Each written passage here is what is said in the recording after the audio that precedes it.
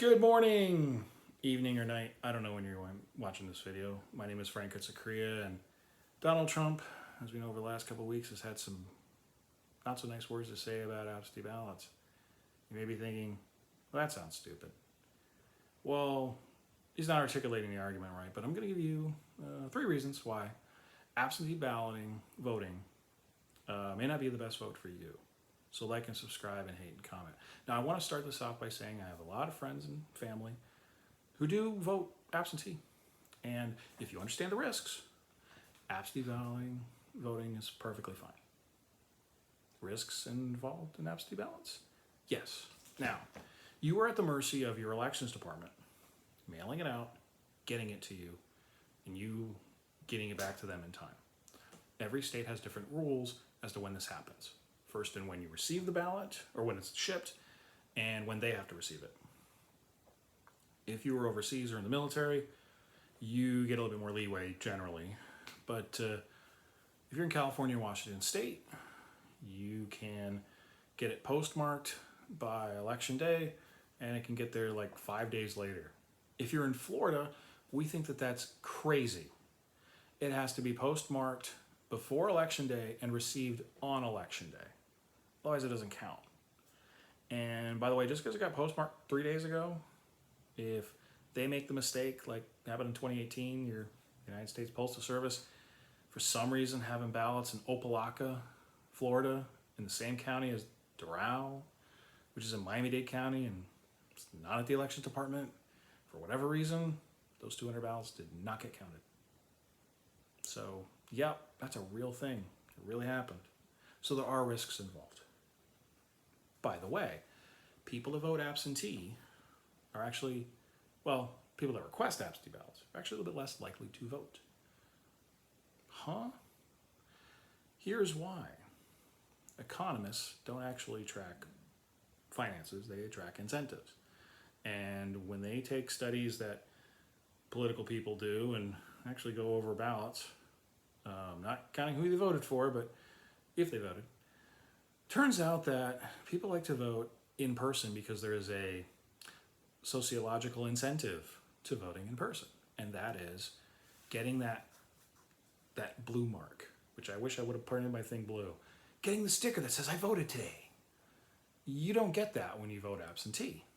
You do if you vote early, which is why early voting actually increases the voting rolls, and you do that when you vote in person, but you don't get that when you vote absentee. So every group, except for those over 75, and we'll talk about them here at the end of the video, actually get a little bit less voter participation. While you would think, oh, it's making things easier, it's actually giving you more reasons not to vote. And some of that could be what I told you before, and some of it is that economic incentive. But now here's the nefarious part Donald Trump talks about, and he doesn't know how to articulate it very well. And that is voter fraud through absentee ballots. And you may be saying, Frank, that is the dumbest thing I've ever heard. How can you have absentee ballot fraud? Aren't you the party that talks about in-person ballot fraud and there's no such thing as in-person ballot fraud? And my answer to that is almost nobody commits in-person ballot fraud. We fully believe that. We fully agree with you on that. Partially is because you generally have to have some sort of identification. And yeah, it was great 40 years ago when everyone knew their neighbor that if you didn't have a piece of paper that said, here's my name, here's my, ID, here's a photo. Oh, Ed knows you. You went to school with his daughter, you impregnated his aunt. They're gonna know who you are.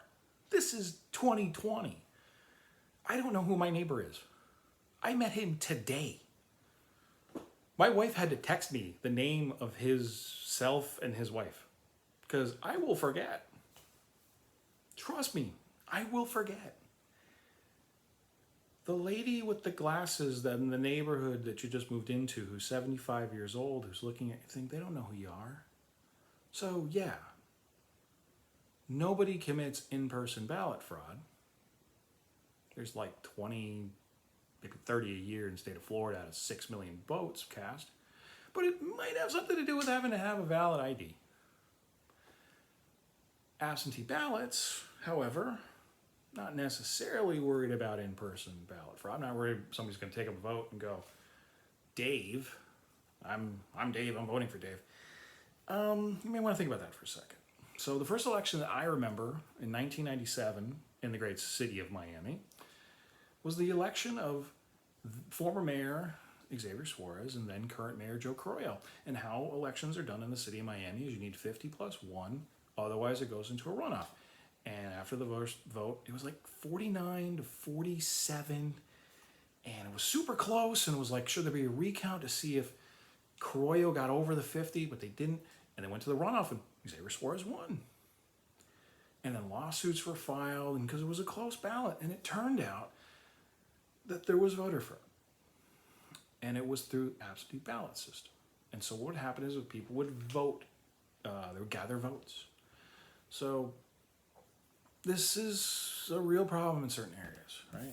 And there could be fraud with people in your own family. You might have your 85-year-old grandfather who can't see very well, and you might have the daughter or the son who wants to see Trump get reelected or wants to see Trump on a pike, and doesn't matter what their father says, they're going to fill out the ballot how they want because dad's just going to agree with whatever you said and sign it.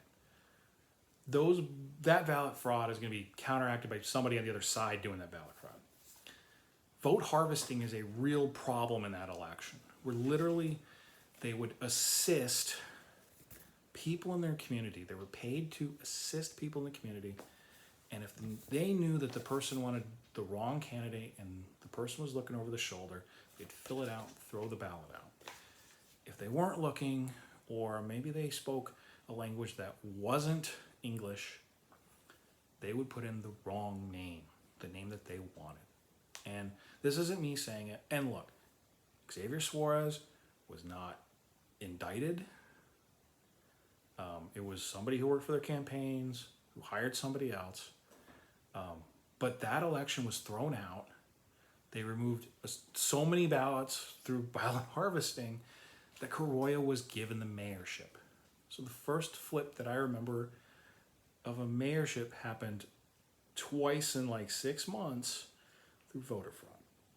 And that is the real problem. If you make everybody compulsory to receiving an absentee ballot, there are going to be people who are going to be nefarious on both sides.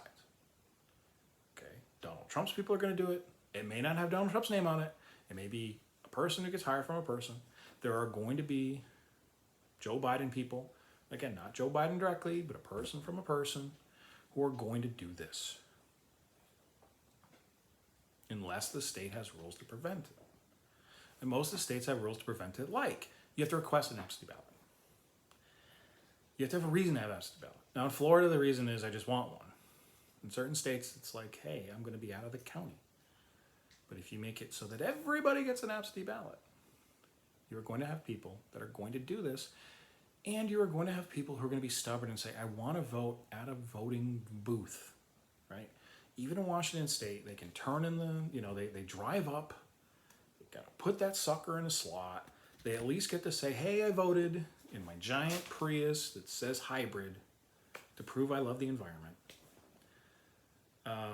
But going to a compulsory absentee ballot receiving system is going to not work, and that it is going to cause problems that people are not thinking about. And Donald Trump is not the vessel to say these words because he cannot articulate these words correctly. So like and subscribe and hate and comment. I hope to see you at the ballot box in November. If I don't, vote absentee, vote early if your state allows it. But I'll see you next time.